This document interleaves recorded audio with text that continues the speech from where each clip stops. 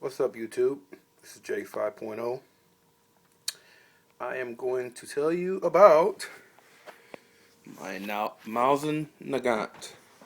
I bought this about 2 weeks, actually a week and a half ago from Thin Feather.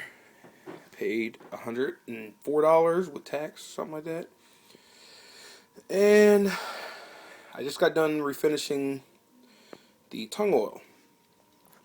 I took it. I looked up online. I saw Iraqi 8888, whatever, 4/8 or whatever. And I saw how he did a couple other videos using steam and heat.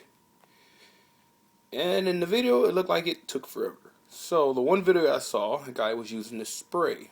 So I figured, hey, it's my first miles, and if it ruins it, it ruins it, whatever. So I gave it a try.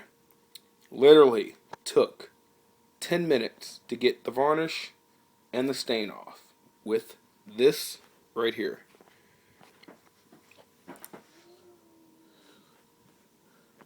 It's the citrus strip. They sell this at Home Depot. I think it was $8 or something like that, maybe $6. But that took literally less than 10 minutes to get all the varnish off. Once I got the varnish off, I used 80 grit sandpaper, sanded it down a couple times. Then I went over it with 150, and then I finished with 220 grit sandpaper. Once I did that, I used red mahogany stain number 225. Since this is my first miles and I'm not really used to doing stain, I put a really light coat on there. I put it on there and wiped it right off, so that's why it came out so light. But that is supposed to be a red mahogany 225. Just I didn't put a lot on there, a lot of stain on. I didn't let it sit too long. But anyway, once I got that done, the stain, I let that dry for about 8-10 hours. Then I went over it with tung oil. First I did the tack cloth. You go over it with the tack cloth, get all the loose particles and whatnot. Then you go over it with the first coat. Supposed to be a heavy coat of tung oil. Just lob it on there. It'll soak down in there. So I did that, a heavy coat. And then once it dried, I let it dry overnight. So 8-9 hours. Got up in the morning.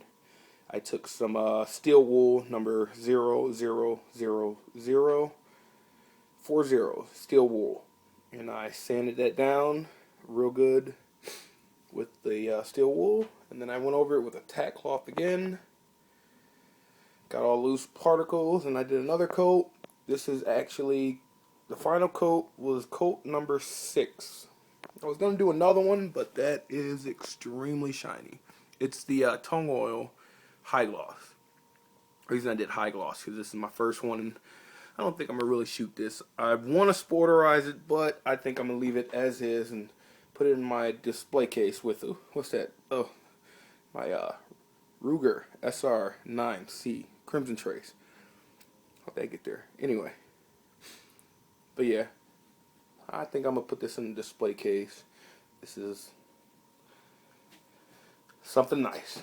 Anyway, so what I plan on doing, I ordered a butt plate, whatever, the 1-inch rubber recoil butt for that. I had sticky bolt problem real bad when I took it out the box. Got all the cosmoline out. I used mineral spirits to get all the cosmoline out.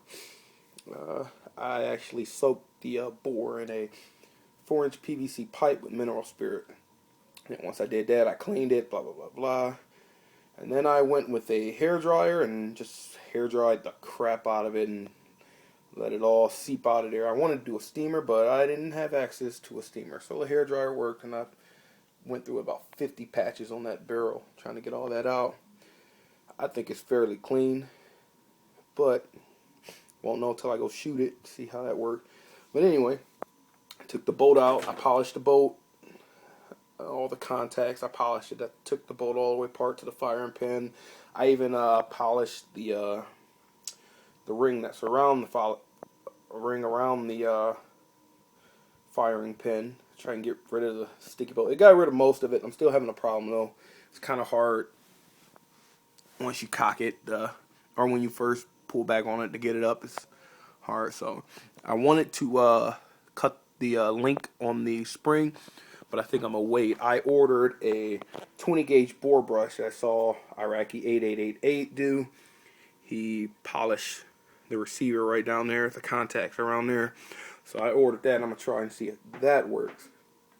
And if that works, then it's good to go. If not, I'm going to cut the spring. Remember, whenever you take this bolt apart, you got to adjust the firing pin, make sure, because it can be real bad and it can explode in your face. There's tons of videos on YouTube talking about that. Just look that up.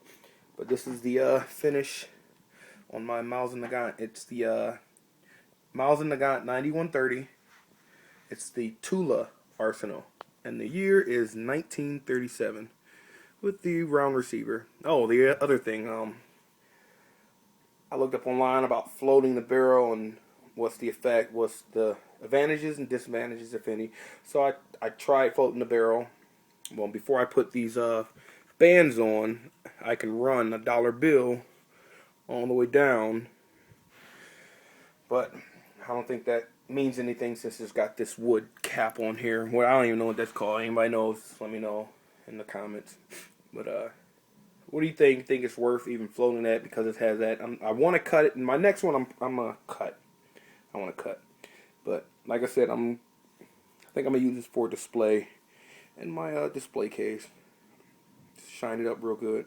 And I'm debating on polishing or even nickel plating all these little pieces of metal here. One there. I want to nickel plate these.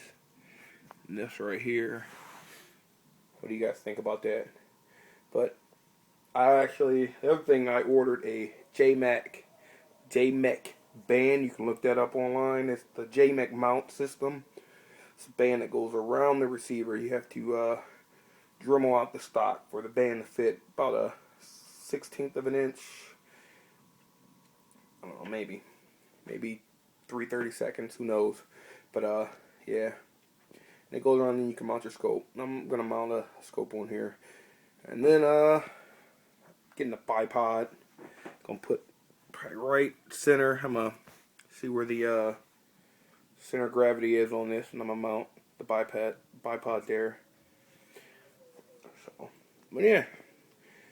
But if I do a scope, I gotta check the bore, make sure the bore is even worth putting the scope on there. So hopefully by next weekend I can have some videos of me taking it out, shooting it. So comment, see what you think. Alright, YouTube, J5, out. Peace.